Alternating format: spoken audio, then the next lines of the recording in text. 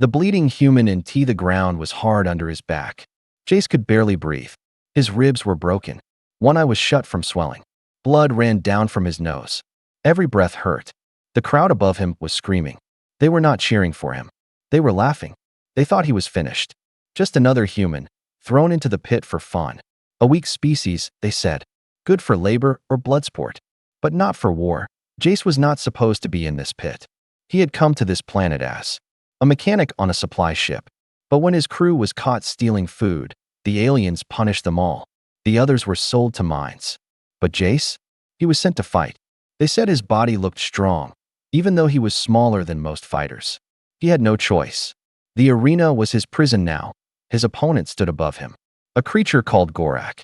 8 feet tall. Thick muscles. For arms. Skin like stone. He roared, lifting a heavy weapon above his head. One more hit would end it. Jace raised his arms to block it, knowing it would still break bones. But just then, he saw her. In the corner of the pit, chained to a post, stood an alien girl. She was not cheering. Her face was calm, but her eyes were full of fear. Not for herself, for him. She was different from the others in the crowd. Beautiful, yes, but not just in body. Her face showed something more. Something gentle. She didn't want him to die, and that's when something inside Jace changed. He rolled to the side, just as the weapon hit the ground. Dust flew up. The alien stumbled. Jace pushed himself up, ignoring the pain. His body was broken, but not his will. He remembered his training. Earth soldiers were taught one rule: never give up. He had forgotten that rule. But her eyes reminded him. The crowd was shocked. The human was standing. Bloodied, bruised, but standing. Gorak growled and charged again. Jace waited, just long enough, then moved aside. The giant was fast, but not smart. Jace used his smaller size to slip behind him and slammed his elbow into the alien's neck. It did little damage, but it made Gorak angry. Angry meant careless. The alien leaders in the royal booth began to argue. They had made a bet. A big one. If the human lost, the crowd got free drinks. If he won, the slave girl, Lyri, would be given to him. That was the rule of the blood pit. The master of the games laughed when the bet was made. Let him win, they said. It will never happen. But now, it was happening. Lyri stood quietly, her hands still tied. But her heart raced. She had lived in chains since she was 12. Sold from one rich alien to another, shown off like a jewel. No one had ever fought for her. No one had even looked at her like a person.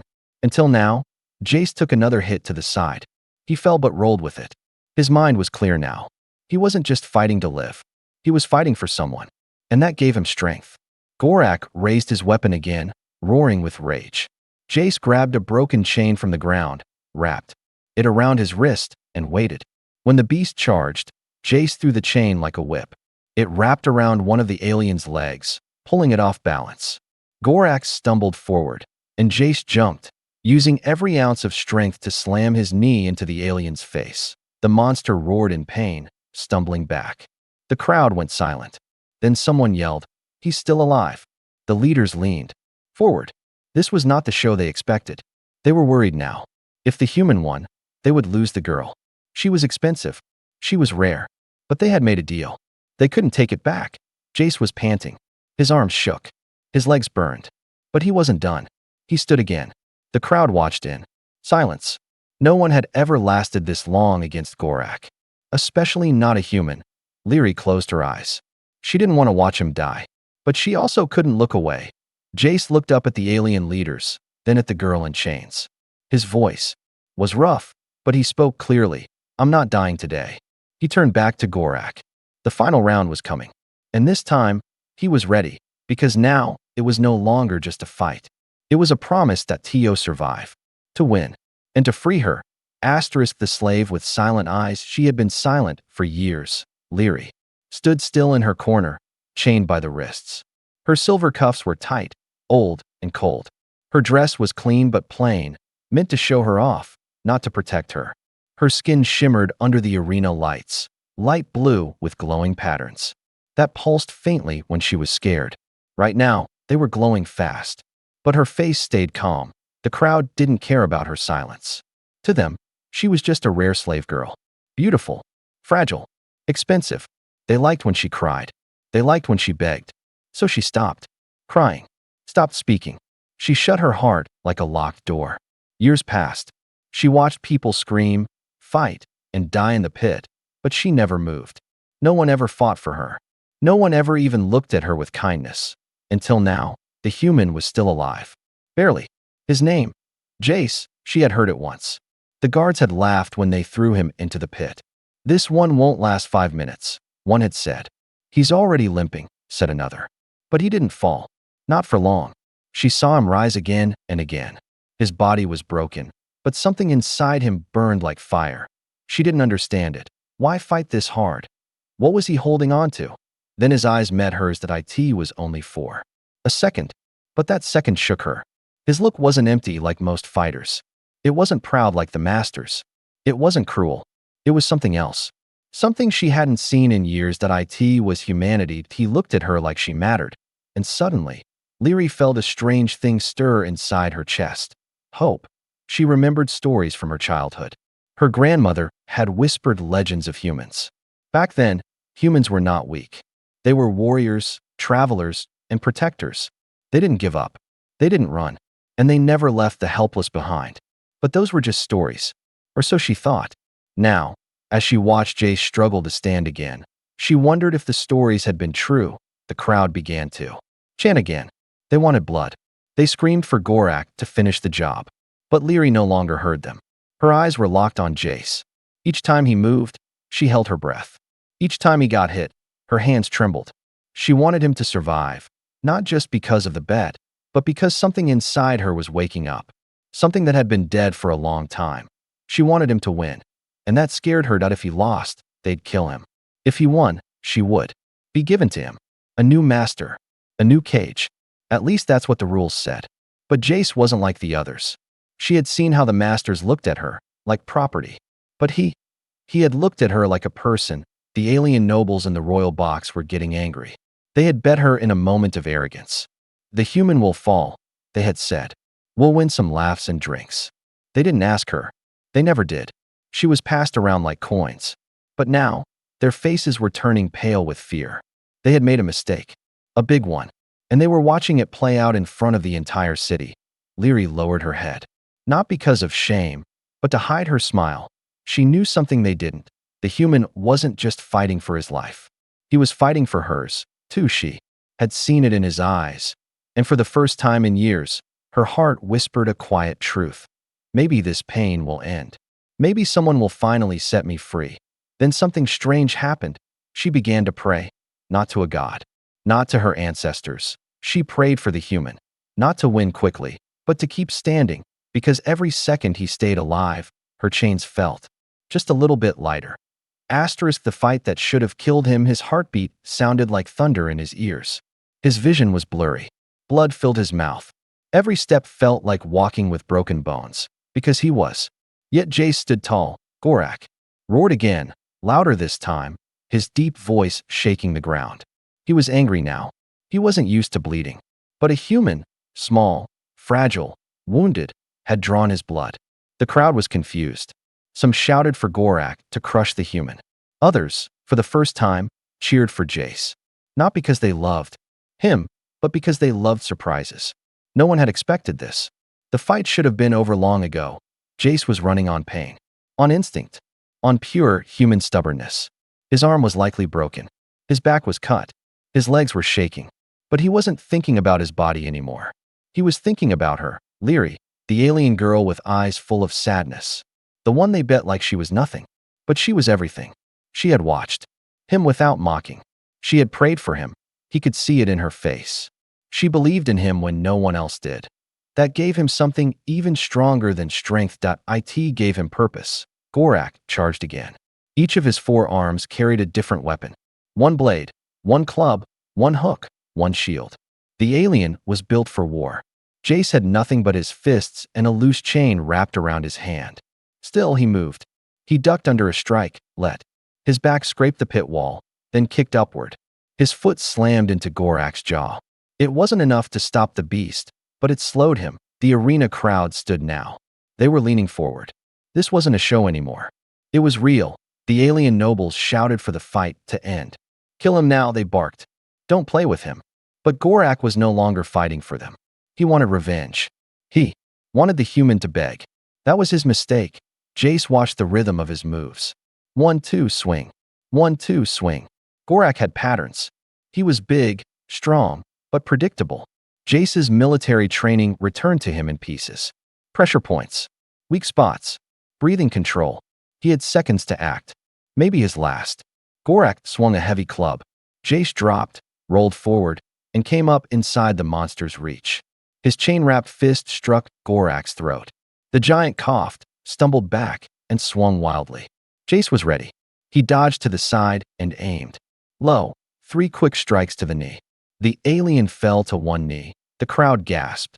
Jace was hurting worse than ever, but he kept moving. He climbed onto Gorak's back and wrapped the chain around the alien's thick neck. Gorak grabbed at him, trying to shake him off. But Jace held on like death itself. He thought of Earth, of his squad, of every friend he had lost in battle. And he thought of Lyri's eyes. He pulled the chain tighter. Gorak stood up and smashed his back against the wall.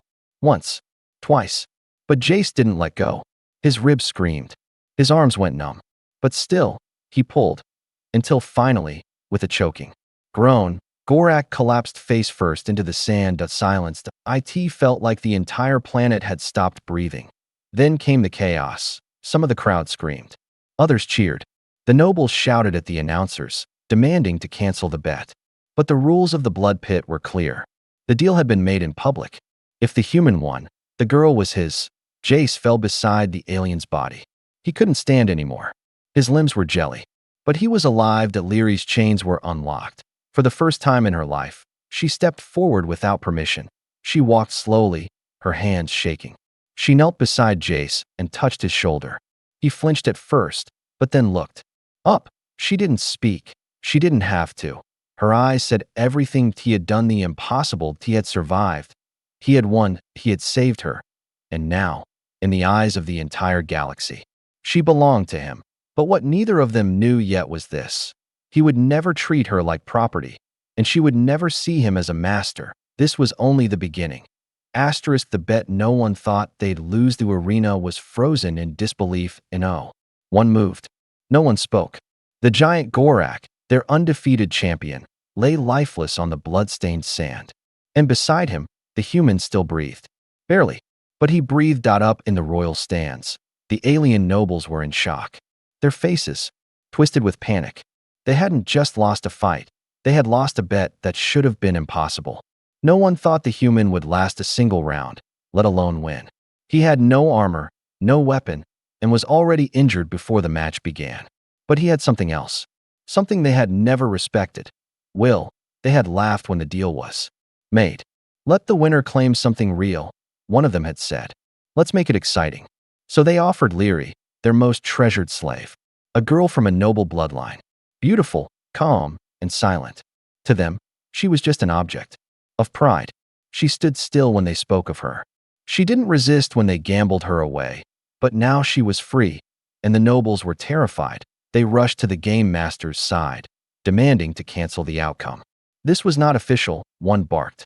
The human cheated, said another. That chain wasn't part of the match. But the game master only raised a hand. The rules are clear, he said. He won, and by law, the prize is his. Their anger boiled. One noble slammed his fist on the rail. You will regret this.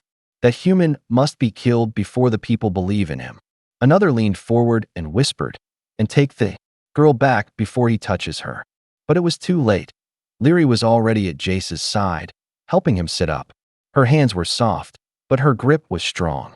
She didn't look at the crowd. She didn't look at the nobles. She looked only at him. And her voice, after years of silence, was soft but sure. You fought for me, she said. Now let me fight for you. Jace blinked, dizzy and bleeding. But he gave a weak smile. Did I win? She nodded. You did. Then let's get out of here, he whispered. The crowd was starting to chant again. But this time, it wasn't for blood. They were calling his name. Jace. Jace. Jace. Something had changed. The people had seen what the nobles didn't. They had seen a human rise from nothing and defeat a monster. They had seen courage, not just survival. And they liked it. The nobles turned pale. This wasn't just a fight anymore. It was a spark that could spread. if slaves began to believe in the human, if the crowd began to see him as a hero, the entire system could fall. They couldn't let that happen. Orders were whispered quickly. Guards moved through the shadows. Blasters were charged. The nobles didn't care about rules anymore. They would kill the human before he became a symbol. And they would take the girl back before she gave others hope. But Leary was already one step ahead. She may have been a slave, but she was born of royalty. Her mind had always been sharp. She knew how these nobles thought, and she had watched their secrets for years. Hidden codes, guard routes, access doors, all stored quietly in her mind, waiting for the day she could use them. That day had come. She pulled a small chip from her necklace, something no one had noticed. It was a signal key, stolen long ago from a careless guard. She pressed it into a panel near the pit exit. A green light flashed. The door opened. The guards tried to stop them, but the crowd pushed forward, blocking their path. Some cheered. Some just wanted chaos. But it was enough. Jace leaned on Leary. His legs were barely working. His ribs ached. But he didn't stop. He couldn't. Because now he wasn't just escaping for himself, he was escaping for her. They moved through the dark tunnels beneath the arena. The air smelled like oil and blood. Alarms began to ring. But they didn't turn back. Not once. Behind them, the nobles screamed for their capture. But the game had already changed. This wasn't about a bet anymore. This was about something far more dangerous. Hope. And the galaxy wasn't ready for what that hope would become. Her chains fell first. The chains hit the ground with a sound that echoed in Leary's soul. For years, they had hung from her wrists, cold, heavy, and quiet like death. They had become part of her. She had forgotten how it felt to be without them. But now, they were gone. The escape was messy, fast, dangerous. Guards chased them through narrow tunnels. But when they finally broke into the hangar bay, everything changed. Leary didn't look back. Not once. She had no reason to. Her future was in front of her now, and it was lying wounded in her arms. Jace's body was broken, but his spirit burned stronger than ever. He was losing blood. His breathing was shallow, but he still smiled when she helped him into the stolen ship. "You're free now," he whispered. Leary stared at him, her fingers still touching the places where her cuffs used to be. "No," she said softly. "You don't understand. I was never just chained in body. I was chained inside. And you broke that first." The words came out without planning, without fear. They felt strange on her tongue. Honest words, spoken freely. For the first time, she wasn't performing. She wasn't obeying. She was simply being herself. As the ship took off, the hangar doors opened to a black sky full of stars. Leary sat beside Jace in the cockpit. She had never flown before. She had never even dreamed of it. Her entire life had been walls, orders, and silence. Now the galaxy stretched before her, wild, open, unknown, but she wasn't scared. Not anymore. The human who had been thrown into the pit like an animal had survived. He had bled, crawled, and stood again and again. Not for glory, not for revenge, but for her. And something about that broke through every wall she had built. As the stars passed by, she reached for his hand. It was rough and shaking. He looked at her with tired eyes, still in pain, still fighting to stay awake. "You don't belong to me," he whispered. "Even if the bet says you do." She gave a small smile. "I know." He tried to speak again, but she stopped him. "I don't want to belong to anyone," she said. "But if I must stand beside someone, I choose you." Those words were more powerful than any law, more binding than any contract. She was not being given. She was giving.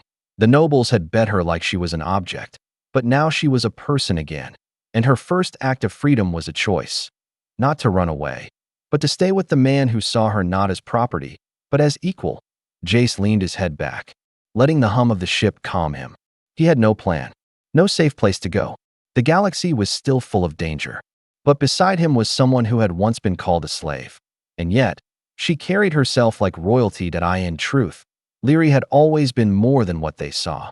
She was more than her beauty, more than her chains, more than her past. And now, with every mile they flew away from that cursed arena, she was becoming something new.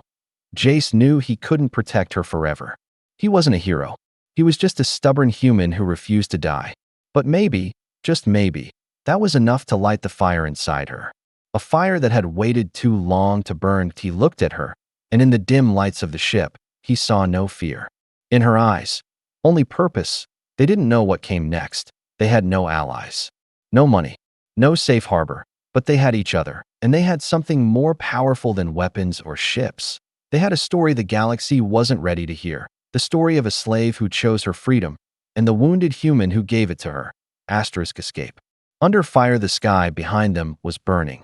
Flames lit the clouds as enemy ships launched from the arena base. Sirens echoed across the city. The nobles had finally made their choice. If they couldn't stop the human in the pit, they would destroy him in the stars. Jace could barely stay conscious. His hands were on the ship's controls, but they trembled with every movement. He had taken hits no one should survive. His body was done, but his mind refused to stop. He couldn't stop, not while she was with him. Beside him, Lyri had taken the co-pilot's seat. Her fingers flew over buttons and screens, learning fast. She had seen pilots before, watched them while pretending to be invisible. Now she was in charge. Her chains were gone. Her fear was gone. And in its place was fire. 3 fighters behind us, she said calmly. And more coming. Jace groaned. Can you fly? She looked at him. Can you breathe? He smirked. Barely. Then I'll fly. And she did. The ship jerked into motion, dipping low through canyon cliffs and under ancient towers. The alien fighters followed fast, sending blasts of red light past their tail. But Lyri was faster, smarter. She didn't fly like a soldier. She flew like someone who had waited her whole life to be free. Jace closed his eyes as the engines roared. He had never trusted anyone this quickly. But somehow, in just a day, this girl, no, this woman, had become his reason to keep going. Behind them, the nobles screamed into their comms. They wanted their property back. Not just the girl, but the story, the symbol. They couldn't let a human win in front of the galaxy. It made them look weak. Worse, it made humans look strong, and that was dangerous. Lyri flew the ship through a ruined spaceport, dodging old towers and broken cranes. She remembered everything she had seen during her years of silence. Secret tunnels, fuel lines, hangar doors. Now, all of that became useful. Knowledge was her weapon, and she used it with perfect skill. We need to jump to light speed, Jace said, coughing hard. Hyperdrive is offline, she replied. Too damaged. He cursed under his breath. We'll have to outrun them. She didn't blink. Then hold on. The ship dove into a narrow canyon, skimming the rock walls. The enemy ships followed, firing again and again. One blast hit their rear engine, shaking the whole ship. Jace fell from his seat, gasping. Lyri pulled him up with one arm while steering with the other. She didn't stop. She couldn't, because if they were caught, Jace would be executed, and she would be chained again. But more than fear drove her. She had seen him bleed for her.